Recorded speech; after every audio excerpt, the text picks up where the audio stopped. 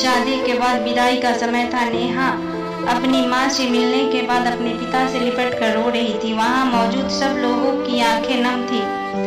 नेहा ने घूंघट निकाला हुआ था। वह अपनी छोटी बहन के साथ सजाई गई गाड़ी के नजदीक आ गई थी। दूल्हा अविनाश अपने खास मित्र विकास के साथ बातें कर रहा था। विकास, यार अविनाश, सबसे पहले घर पहुंचते ही होटल अमृत बाग चलकर बढ़िया खाना खाएंगे। यहाँ तेरी ससुराल में खाने का मजा नहीं आया। तभी पास में खड़ा अविनाश का छोटा भाई राकेश बोला, हाँ यार, पनीर कुछ ठीक नहीं था और रस मलाई में रस ही नहीं था। और वह ही कर जोर जोर से हंसने लगा। अविनाश भी पीछे नहीं रहा। अरे हम लोग अमृत बाग चलेंगे, जो खाना है खा लेना, मुझे भी यहाँ खाने में मजा नहीं आया। रोटियां भी गर्म नहीं थी।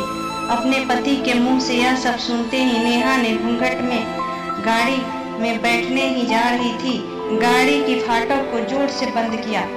घूंघट हटाकर अपने पापा के पास पहुंची।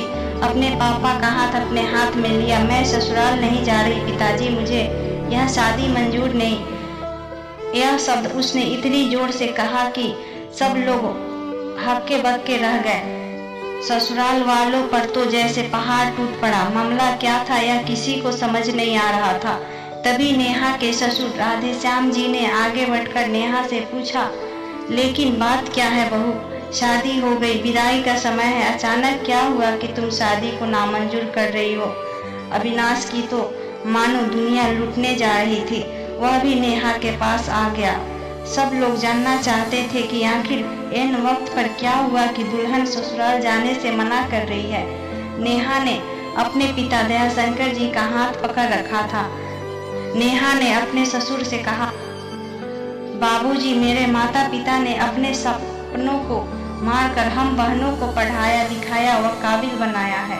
आप जानते हैं एक बाप के लिए बेटी क्या मायने रखती है।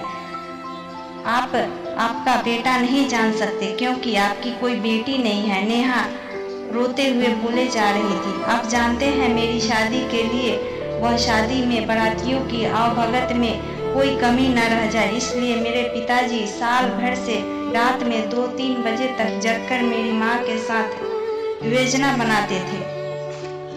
खाने में क्या बनेगा, रसोइया कौन होगा।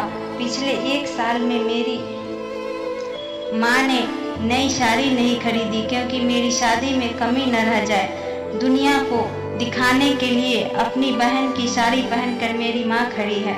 मेरे पिताजी ने इस 150 की नई शर्ट के पीछे बनियान में 100 छेद हैं। मेरे माता पिता ने कितने सपनों को मारा होगा। ना अच्छा खाया ना अच्छा पिया, बस एक ही ख्वाहिश थी कि मेरी शादी में कोई कमी न रह जाए। आपके पुत्र को रोटी ठंडी लगी, उनके दोस्तों को पनीर में गड़बड़ लगी, वह मेरे देवर को रसमलाई में रस नहीं मिला। इनका खिलखिलाकर हंसना मेरे पिता के अभिमान को ठेस पहुंचाने के समान है। नेहा हाँफ रही थी।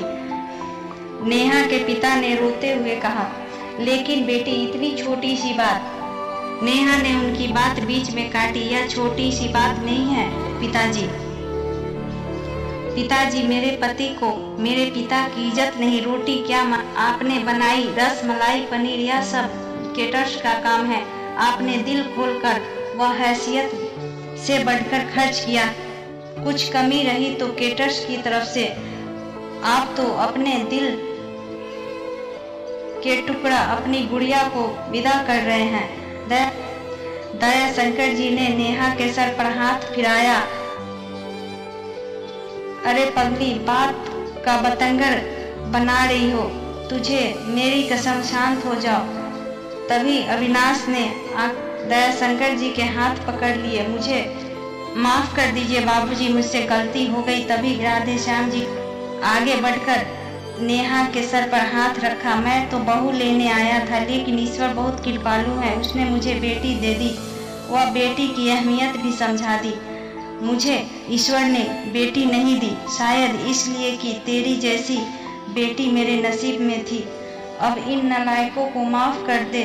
मैं हाथ जोड़ता हूँ तेरे सामने, मेरी बेटी नेहा मुझे लौटा दे। और राधे श्याम जी सचमुच के हाथ जोड़ दिए। वह नेहा के सामने सर झुका दिए। नेहा ने अपने ससुर का हाथ पकड़ लिए। बाबूजी, राधे श्याम जी ने कहा। बाबूजी नहीं, पिताजी। नेहा भी भावुक होकर राधे श्याम जी से लिपट गई थी। नेहा अब राजी खुशी अपने ससुराल रवाना हो गई थी। किसी दूसरे प्रदेश में किसी दूसरे पेड़ पर अपना घरौंदा बनाएगी।